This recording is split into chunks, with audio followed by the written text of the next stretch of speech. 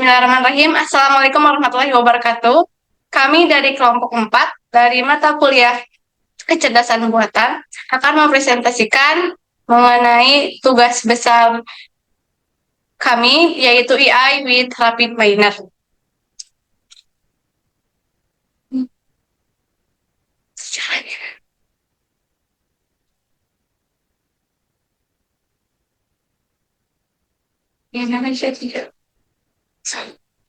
Kami beranggotakan 4 orang. Saya sendiri Nur Komasari, kedua ada Firman Abdurrahman, ketiga Riza M. Kamil, dan keempat Sylvia Zakia. Untuk di sini kami ada beberapa pembahasan. Pertama yaitu ada cara unduh dan instalasi tools. Kedua, pengenalan lingkungan kerja tools. Ketiga, deskripsi persoalan kasus. Keempat, deskripsi solusi penyelesaian kasus. Dan yang terakhir, penerapan kasus menggunakan tools. Untuk materi pertama akan disampaikan oleh saya sendiri, yaitu mengenai pengertian. Rapid Miner adalah sebuah aplikasi atau perangkat lunak yang open source. Rapid Miner ini merupakan sebuah solusi untuk melakukan analisis terhadap data mining, text mining, dan analisis prediksi. Rapid Miner menggunakan berbagai teknik deskriptif dan prediksi dalam memberikan wawasan kepada pengguna sehingga dapat membuat keputusan yang paling baik. Rapid Miner sebelumnya bernama YALE atau Yet Another Learning Environment, di mana versi awalnya mulai dikembangkan pada tahun 2001 oleh Ralph Klinkenberg dan kawan-kawannya dari University of Dortmund. Nah, di sini kami lampirkan situs untuk pengunduhan aplikasinya.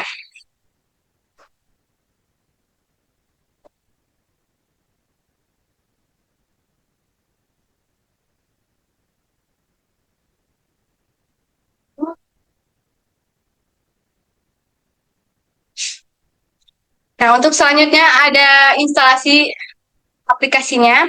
Nah, ini di gambar pertama. Setelah mendownload dan filenya akan muncul seperti gambar ini. Kemudian kita klik next. Nah, selanjutnya kita tinggal klik ini I agree. Nah, untuk selanjutnya setelah diklik I agree tadi, kita akan ini itu fungsinya untuk menyimpan filenya, kita akan simpan di mana. Sebagai contohnya, kita menyimpannya secara default. Nah, untuk itu selanjutnya, tahap selanjutnya ada gambar seperti ini, di mana ini tuh proses penginstalan aplikasi tersebut. Kita tinggal tunggu saja beberapa saat. Nah, setelah terinstall,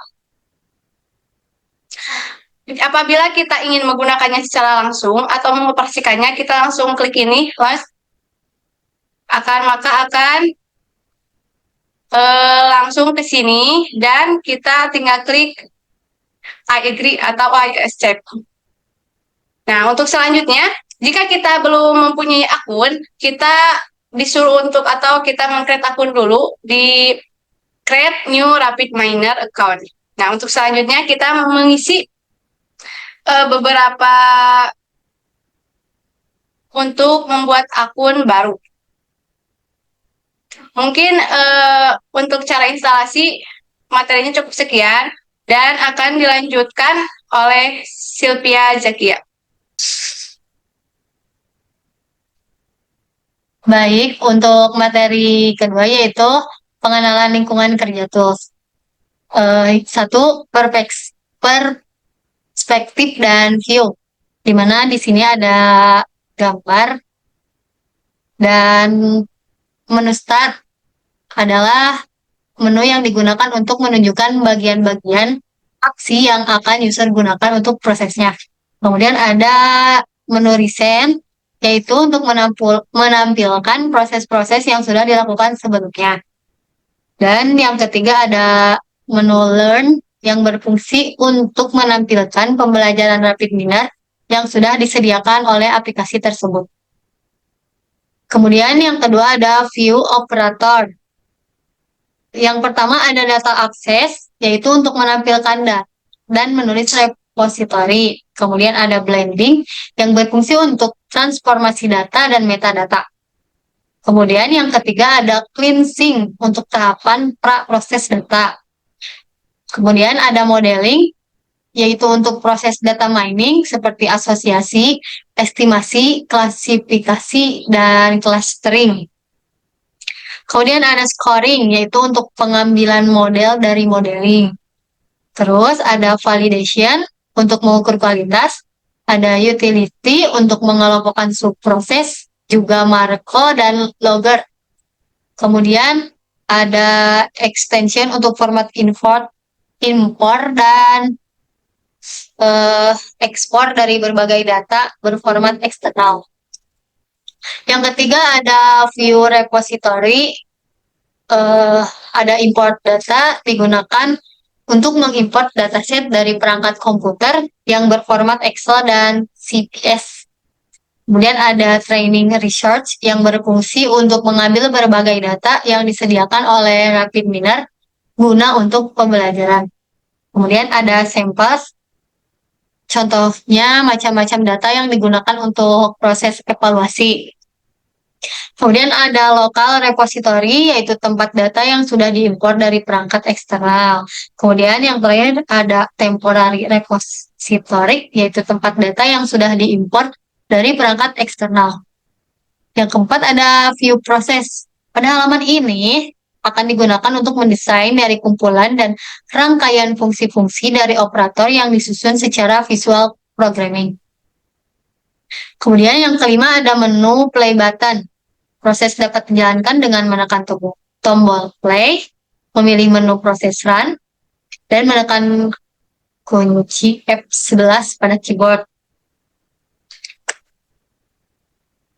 Kemudian yang keenam ada view help, di mana di sini dia menampilkan deskripsi dari operator. Kemudian materi selanjutnya akan disampaikan oleh Saudara Riza M. Kamil.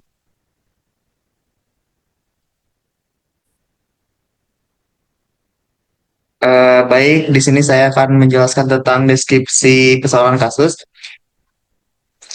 Eh, Kampus yang diteliti yaitu kampus kita sendiri, yaitu kampus STTC. Kampus STTC Pasung akan mengelompokkan mahasiswanya berdasarkan tingkat usia dan tahap kuliah yang sedang mereka tempuh. Tujuan dari studi kasus ini adalah untuk memahami perbedaan karakteristik dan kebutuhan antara mahasiswa pada setiap pendidikan. Universitas tersebut ingin menggunakan informasi ini untuk mengembangkan program pendidikan yang lebih efektif dan menyesuaikan dukungan yang diberikan kepada mahasiswa.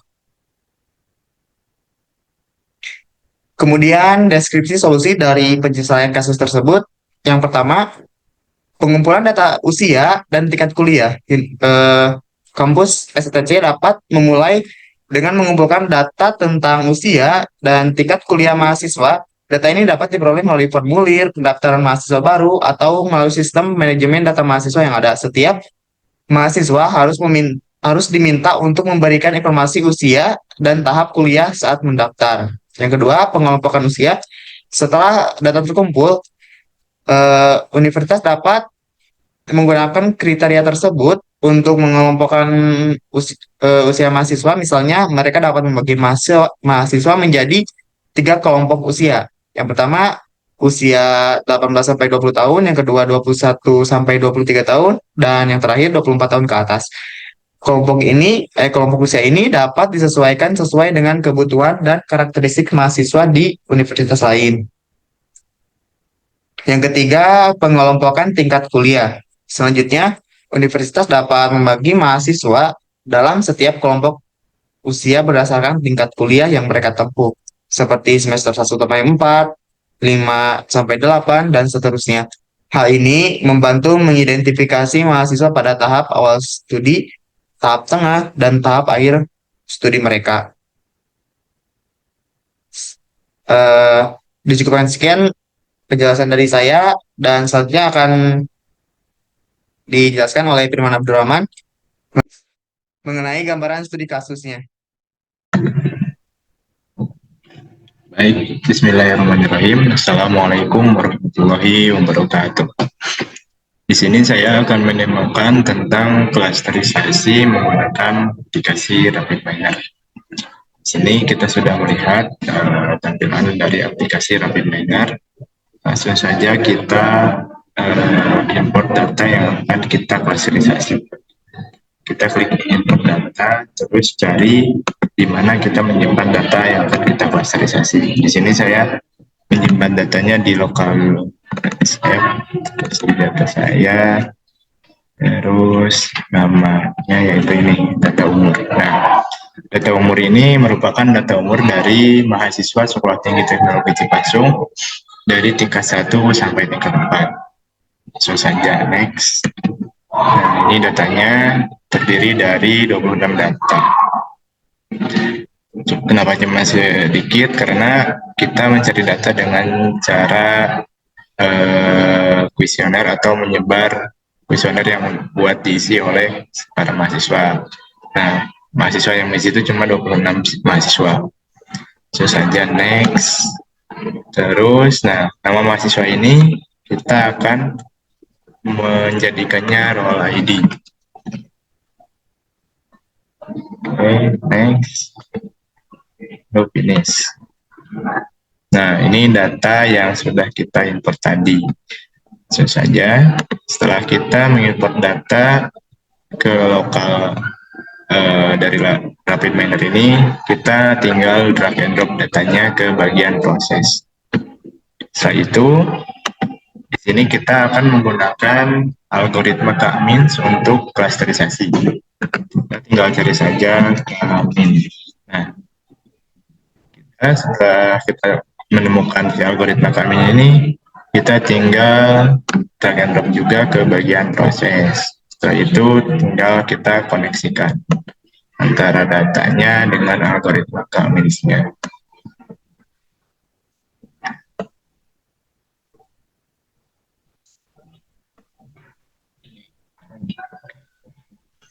Nah, seharusnya sih di sini ada apa ya? Ada menu parameters. Nah, menu parameters ini sebenarnya buat mengatur berapa sih kita ingin mengklasterisasi data yang udah kita import tadi. Tapi nggak tahu kenapa di sini si menu itu tidak ada, makanya kita akan menggunakan default dari RapidMiner berapa klasterisasinya. Itu kita apply saja. Nah, setelah di-apply inilah data yang sudah kita klasterisasi. Di sini terdapat 5 data yang dimulai dari 0. 1, klaster 0, klaster 2, klaster 1, klaster 3, dan klaster 4. Nah, untuk visualisasinya kita lihat di visualisasi. Nah, di sini terdapat menu plot. Nah, di sini kita bisa mengatur kita ingin melihatnya dengan visualisasi apa. Di sini saya menggunakan bar. Terus untuk kolomnya saya menggunakan berdasarkan tingkatnya. Nah, ini tingkatnya tingkat 1, tingkat 2, tingkat 3, dan tingkat 4.